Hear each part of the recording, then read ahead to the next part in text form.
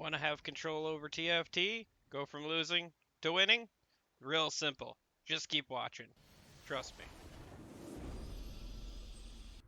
For your opening item, you're going to want to look for a needlessly large rod, a giant's belt, a chain vest, or the most durable unit you can find.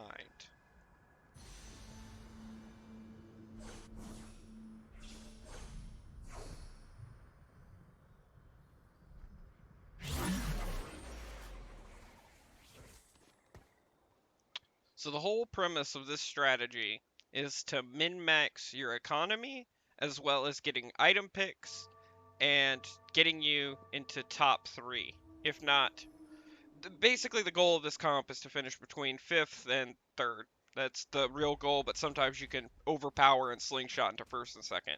But it's the most consistent way to finish between 5 and 3rd, which gives you a 66% quote-unquote win ratio, since top 4 is all that matters.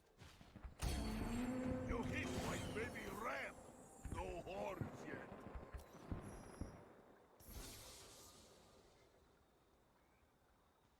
When buying units at this point in the game, it's often best to buy best in slot and do not spend any more money. The goal of the early game is to lose, but keep the losses as close as possible. Also, on a side note, the first 3 rounds in TFT and Stage 1 do not add or subtract from win-loss streaks.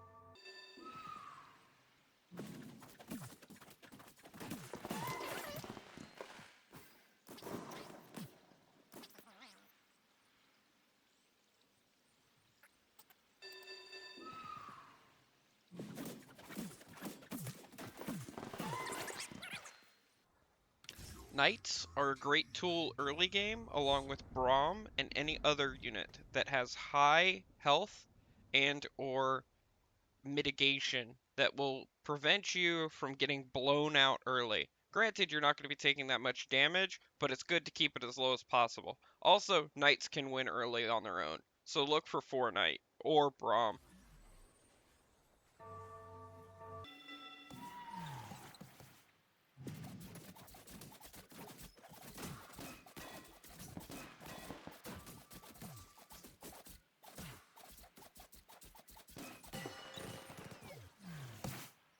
Also, on another note, draws count as losses. Use this to your advantage by playing high HP units that will deal damage to your opponent, while also making it so that you take the least amount of damage possible. Drag the fight out, and it continues to increase your loss streak.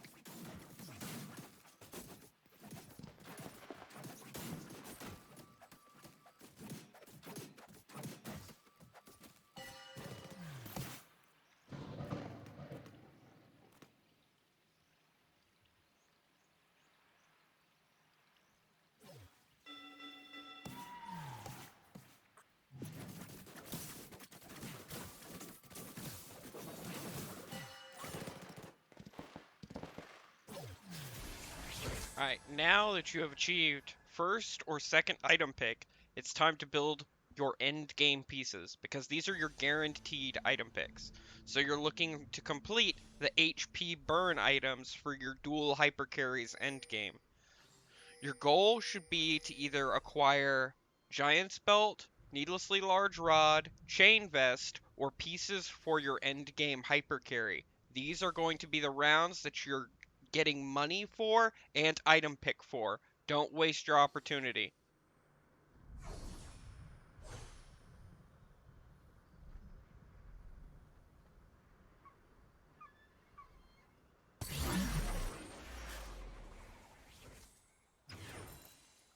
Alright, now that you've acquired the items, you're going to want to combine them so that you don't get any wild ideas and try and be a hero, because you need that item end game. Don't waste it. I know what you're saying. Kurjun, what are you doing? I'd rather have Morellonomicon sit there than waste it.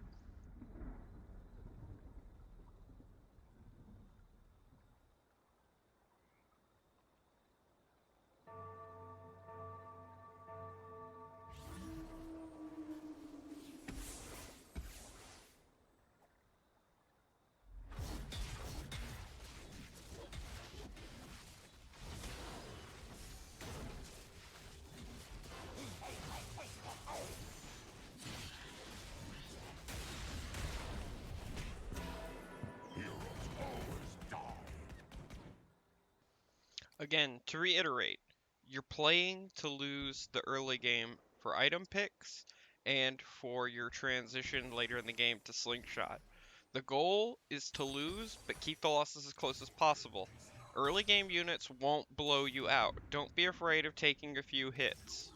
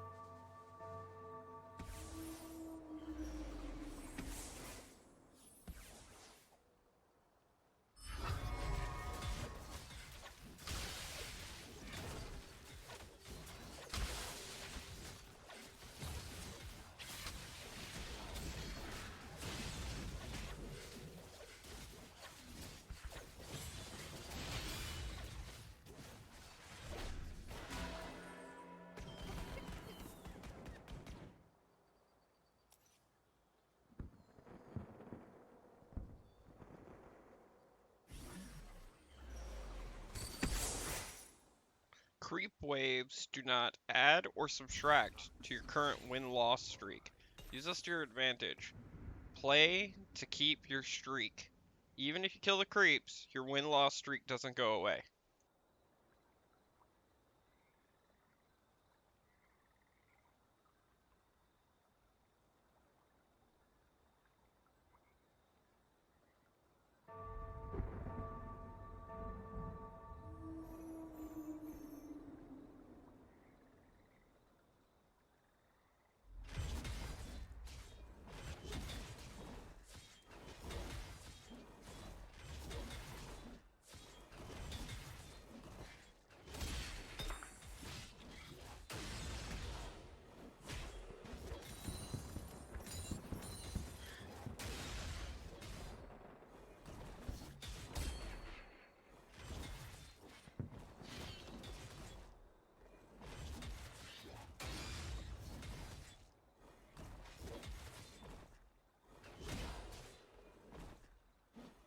And we kill the creeps, and our loss streak is kept intact.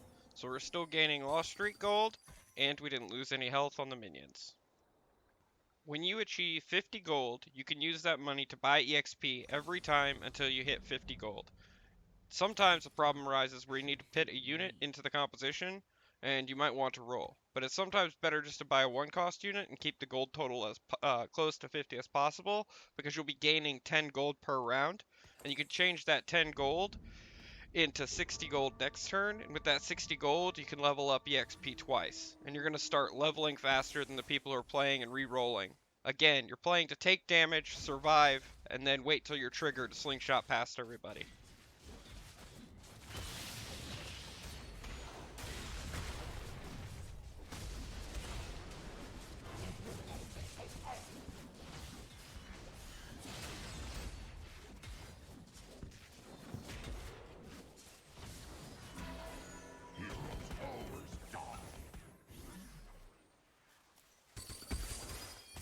Now, with our lost streak intact, we're now at 62 gold. This gives us 3 level ups, and we're working our way to level up and go in to our next unit. I make a mistake here that I arguably shouldn't have. I should have leveled naturally, but I was trying hard to cut the damage that I was taking and play best unit in slot, so I buy the Akali. I still maintain 40 gold, but it's not optimal. I pay effectively 2 gold to play the Akali here.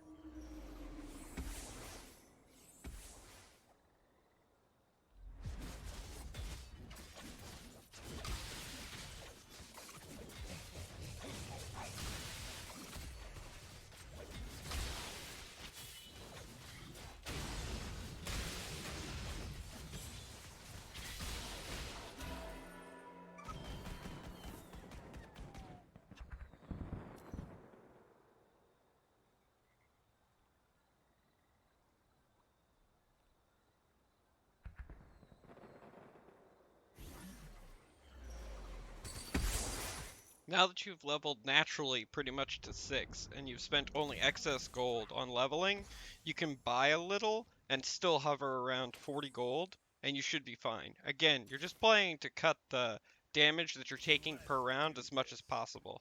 So buying a few units and selling stuff and working stuff around and beginning your endgame transition is fine.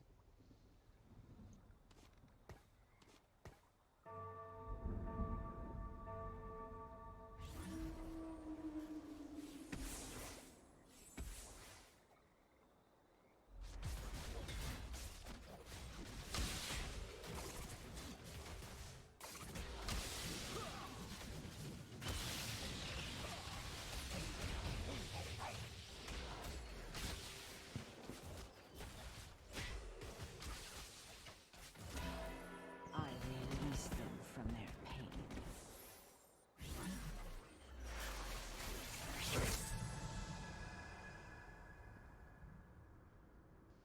Now that you've hit the third item pick that you've guaranteed yourself by playing at the bottom of the table, you're looking to again finish key items for your endgame build for both your AP and AD hypercarry.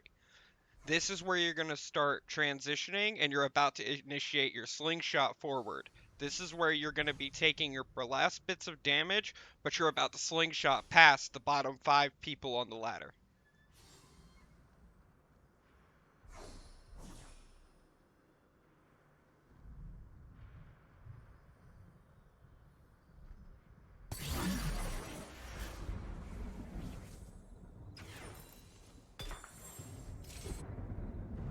As you can see here, I've completed my Marillanomicon for my AD or AP carry, and I've completed Bloodthirster for my AD carry.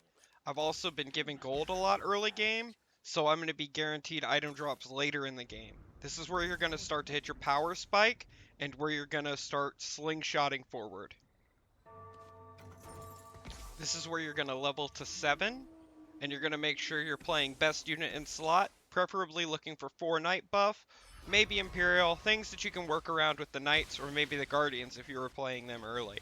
If you high rolled, you can work around what you have, but basically you're just playing best in slot right now because you're about to tear past people. Because you're going to be playing 4 stars while they're still hunting to complete 2s and 1s.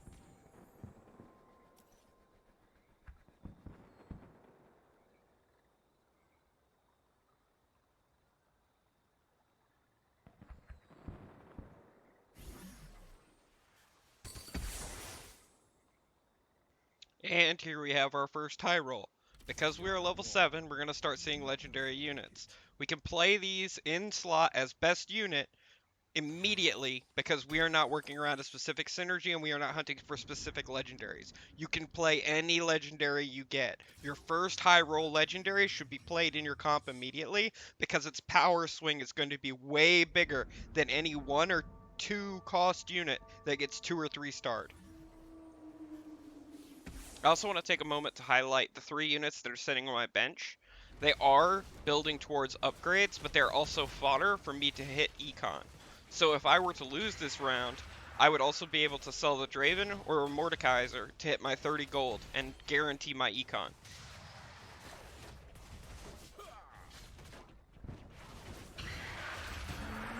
Another lane is clear from above.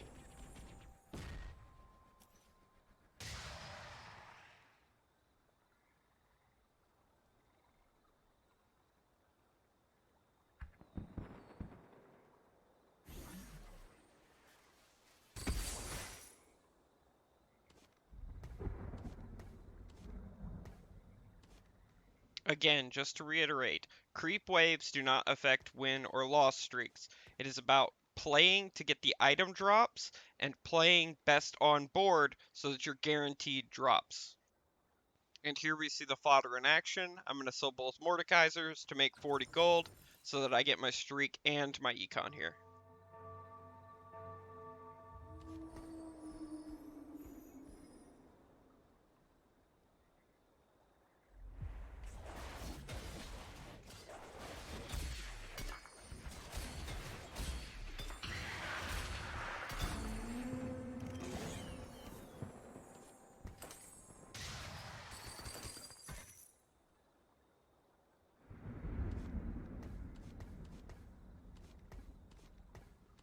So because I high rolled the Swain early, and I was already building Draven as my best 4 I had received. They have become my new AD and AP hypercarry for endgame. I'm going to look to build them into everything while playing best on board I can, even if it's a 1-cost 1-star unit. I'm not looking to spend gold to play better units. I'm just looking to make sure I have a stable board while building my hypercarries.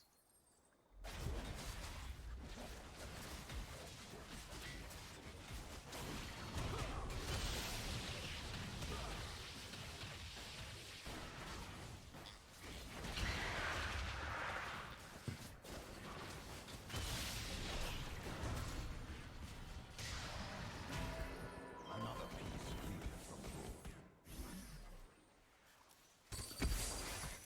So here I make a mistake, and this goes against what you're supposed to do. And I want to highlight what you're not supposed to do.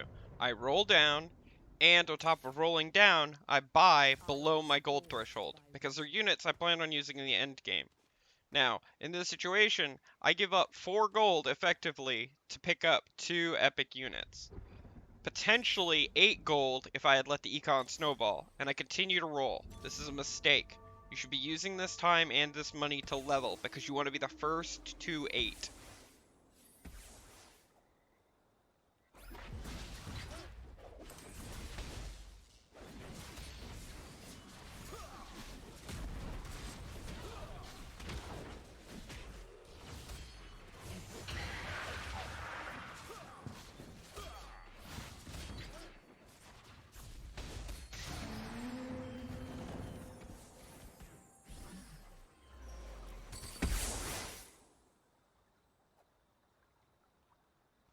There are 2 or 3 things that break the rule for economy, though. One of them is Phantom Buff. Phantom Buff is an end game heavy buff, but it's also one of the strongest buffs in the game. So giving up Kindred to play her, or giving up gold to play Kindred with your Mordekaiser if you have him, or if you high roll to Karthus to play Kindred with it. Kindred, Karthus are 2 of the units that break this rule because the Phantom buff is worth the gold exchange. Also, now that you've hit level 8, you now have the ability and the highest chance without going into level 9, which is way too cost expensive at the moment, of getting legendaries. This is where you're going to start replacing your little level 1 units that you were playing for a passive buff with heavy swinging ones. So say you were running 4 Knight like I am, and you have a Garen. Kale is going to replace that Garen. Maybe you have Sejuani. The reason you have Sejuani replacing a Poppy or potentially another Knight is because the Poppy and the other Knight don't have endgame synergies, whereas Sejuani has synergies with Anivia along with other Knights like Kale. Also at this point, you are still lowest pick on the ladder because you are just now achieving your Slingshot. So you're going to get first pick at completed item. This is where the strategy has to Slingshot. If you haven't leveled to 8 by this carousel, you're going to miss your Slingshot window. You get completed item for your AP, AD, best item in slot, money, bang, whatever it is, and you're going to put it on your board. You're level 8. The only other person who can be level 8 in the lobby, unless they're also doing this strategy, is the person in first place, and they had to have 1 streak to get there. This is where you're going to beat the lobby in the Econ game, because you're going to have access to the legendaries first, and you're going to be able to take them out of the pool for other people. Not forget it.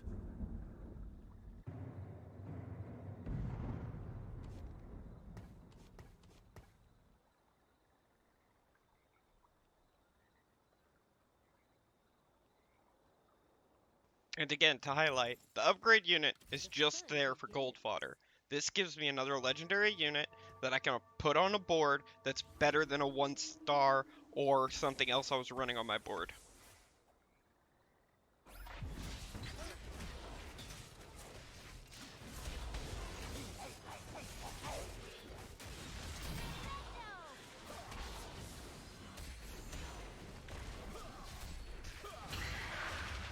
This is also where you're going to see your AP and your AD hypercarry start to carry you. Because you hit the end game AD and AP hypercarries, there are more threats for your opponent to deal with while you're also playing value minions around them.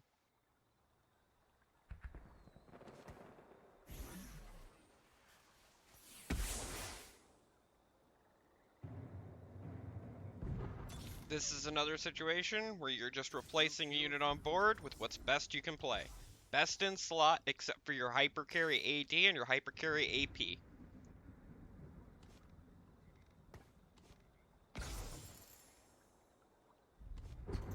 Truth, guide my sword.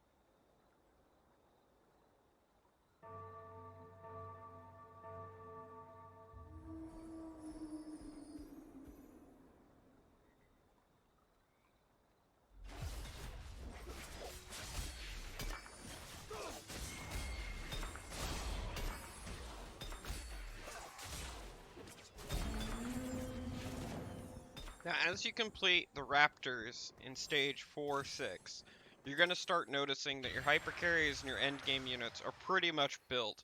If you didn't get the high roll on items like I did here, where I have 12, you're going to wind up in a situation where you're going to have to favor your AP or your AD, but you still have Carousel and Dragon coming, so both units will have 3 items apiece. The other thing to know here is, in this phase and transition, you're starting to slingshot all the way up the ladder.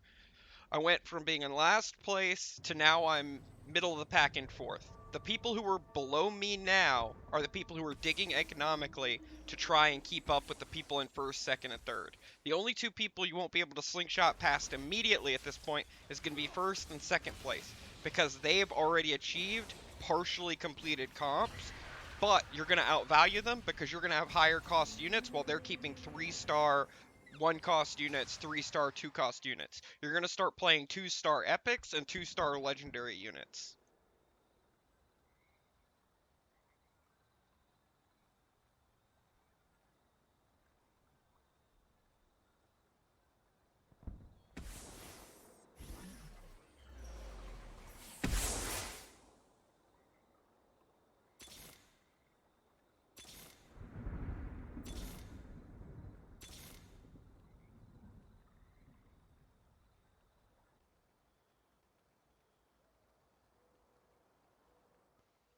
Also to note, this is where you're going to start paying attention to the board state. At the beginning of the game, I wasn't looking around at the board because, again, I wanted to lose. There's no point in me counter-positioning people. Maybe if you want to be finicky and cut the losses as much as possible, to as little health as possible, but now is where you need to start paying attention to positioning. You're going to start seeing tech blitzcranks, you're going to start seeing tech zephyrs, you're going to start seeing the end game tech that's actually going to punish you. But again, you're running dual carries, so you just want to position your carries into a situation where one of the two will pop off, and that you always have an answer to somebody who's running, say, Dragon, against your AP champ, and then you have an answer for somebody who's running Beef and, Frozen Heart or Assassin against your AD.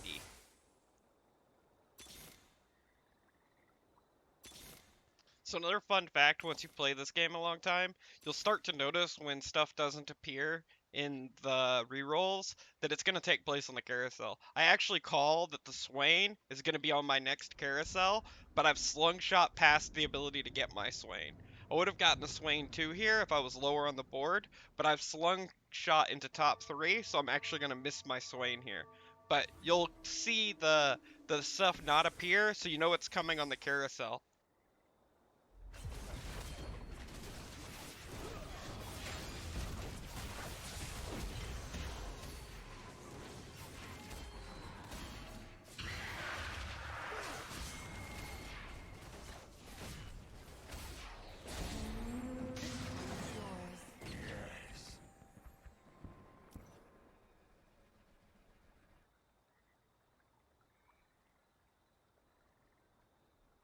As we're coming up on this next carousel, I also want to touch on best in slot endgame unit. So, there is a situation where you're running something for night buff, you're running something for whatever it may be, but a Karthus appears, or maybe a Sejuani appears, or epic or a legendary unit that you can play in the slot. It's all about value of the unit. You're slingshotting your economy and the fact that you hit 8 first. So this is where you want to just get value units for money while potentially building items, but this is where items don't matter to you anymore because this will be your last item pick and then your hyper carries are built. Every other item after this is just icing on the cake. You're just putting it wherever you can fit it. But you want to make sure you're still playing best in slot. Here I'm going to pick up an Anivia, and Anivia is actually better than Yasuo because Anivia allows me to deal with endgame hyper carries, applies Glacial, and it gives me another AP option for my team. This will be my offering.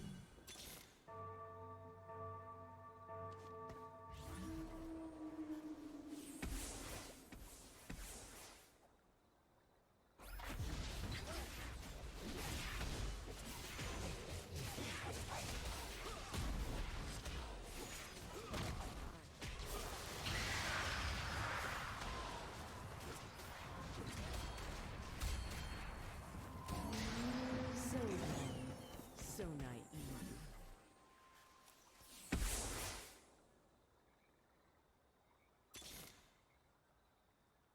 So because you hit 8 first, you have the luxury of getting all the legendaries. While everybody else is spending their money to buy EXP to get to 8, you're going to be buying Lego units and denying them by keeping them on your bench. Even if you aren't playing them, you just take them away because you were the first one here. If you're win streaking, that gives you a chance to take away 2 legendary units per roll from the rest of the players.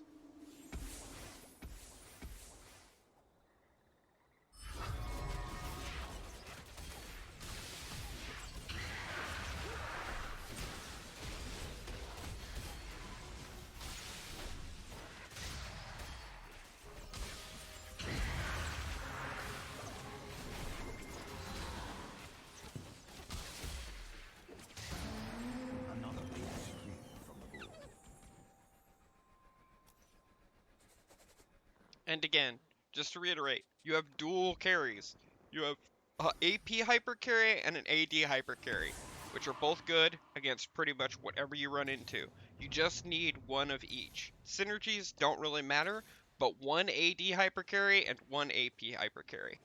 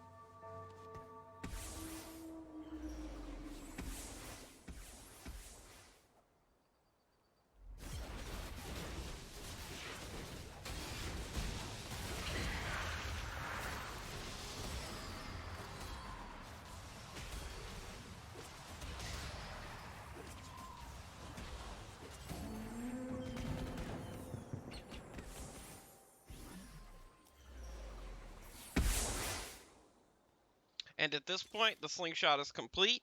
Congratulations, you have finished top 4.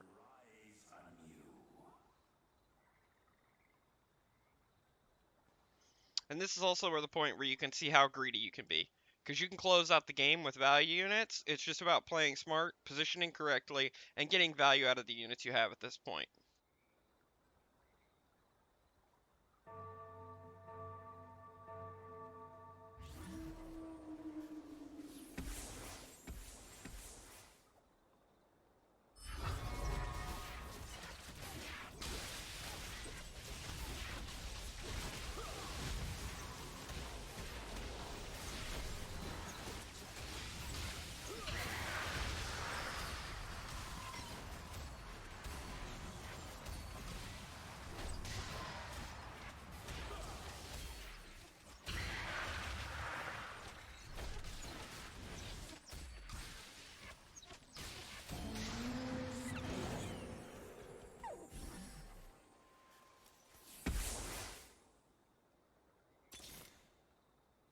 No cure for fools.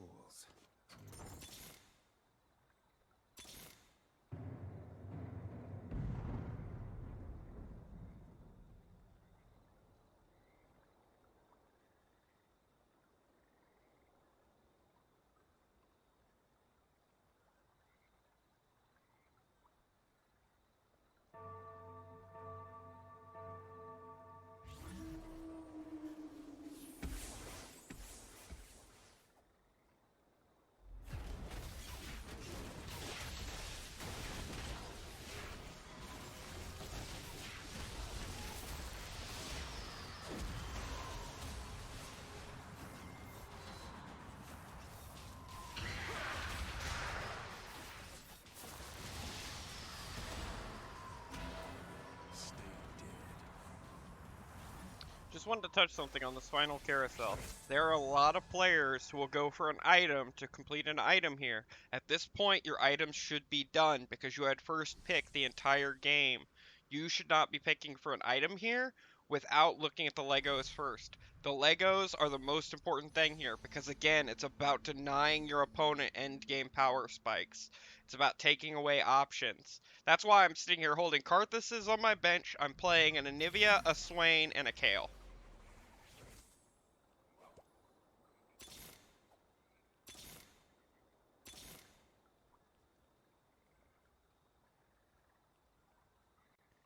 Alright, again, to touch on the end game units.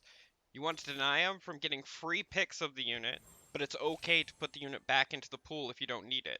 Especially if you can get an item. Like in this situation, I would have kept the Kale even with the item, but I had another belt on the board already, so Warmogs is worth more. But I'm still keeping the Karthuses, because Karthus is the Lego that's a power swing for other people. Yasuo is the other unit I should be keeping here, but I feel like I'm in a good enough situation that I can hold out against a Yasuo getting picked up.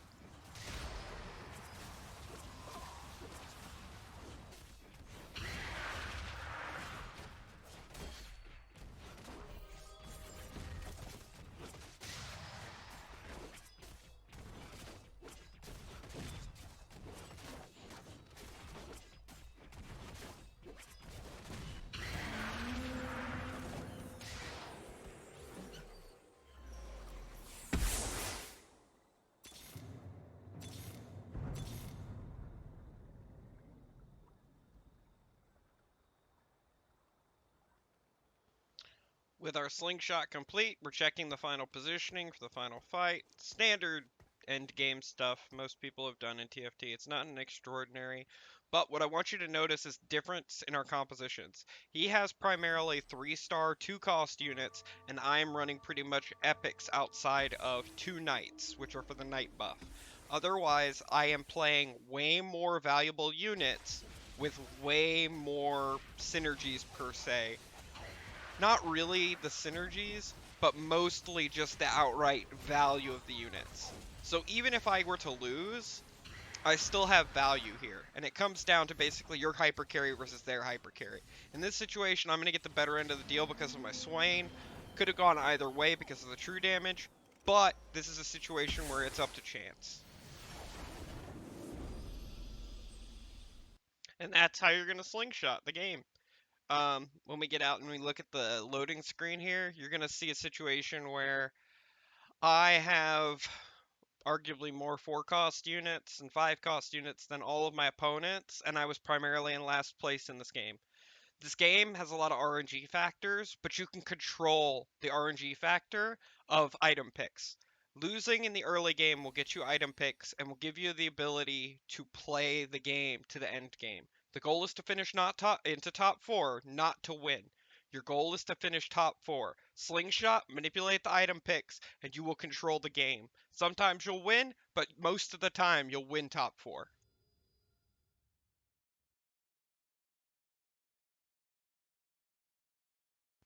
At the end of the video, I just wanted to go ahead and touch up on items. The cheat sheet, everybody should have it. I mean, it's pretty well spread knowledge at this point. But the thing about the cheat sheet, the thing about items is you control this. You have the ability to first pick, maybe second pick almost the entire game if you play to lose early and to streak. It's all about controlling your economy and having discipline. But by doing so, you can get the end game items that are going to be guaranteed victory points. Key items to pick up on are going to be Red Buff and Morellonomicon, as they deal true damage, or not true damage, they deal percentage of health damage, and they also apply debuff that prevents healing. On top of that, you're going to look for your hyper carry items. In this game, I wound up getting Titanic Hydra for my Draven. That easily could have been Rapid Fire Cannon or other items. I just took what was given to me. Again, the 4 items I got in the early game completed my Morellonomicon and a Bloodthirster, which are core end game items for your AD and your AP hyper carry. You can also get more fancy if you plan on going cho'gath, or there's a unit that nobody's playing. Like right now in the meta, I'm favoring Draven slash Swain. Misfortune's another one. I've played Sorcerer Misfortune a bit using this strategy where my third and my fourth item are Rod and Spatula to get Yumi. And you can just value people out of the game with just playing for that hyper carry end game unit. But it's about getting that unit. It's about hitting 8 first, and it's about using the item picks for your advantage. Make sure you're using the item picks for your advantage. Other items that you could potentially build outside of the heal debuff, or not true damage percentage ones. I keep wanting to say true damage. Um, are going to be items that will keep your hyper carries alive in the end game. If you see somebody building Sorcerer early, or somebody high rolled a Karthus, you might want to get a Dragon's Claw. If you see somebody building Pure Assassins or Ninjas, you might want to get Phantom Dancer or HP item. HP items aren't really valuable, but they're something you should pick up on. But in general, the item picks, you have control. You now have control of this as long as you play this correctly. Tools that you can use in the early game to guarantee your item picks are going to be Knights, high HP units, and DPS units that multi-stack. So having 2 level 1 Vaynes, 2 level 1 Tristanas, anything that'll proc each other's ability will give you the ability to have power here. And that's pretty much it. I hope you guys liked the video. I hope this explains the Econ good stuff combos. Uh, you can like, subscribe, you can follow me on Twitch, you can look at me at socials. I'll look to be making more TFT content in the future. Have a good one, y'all.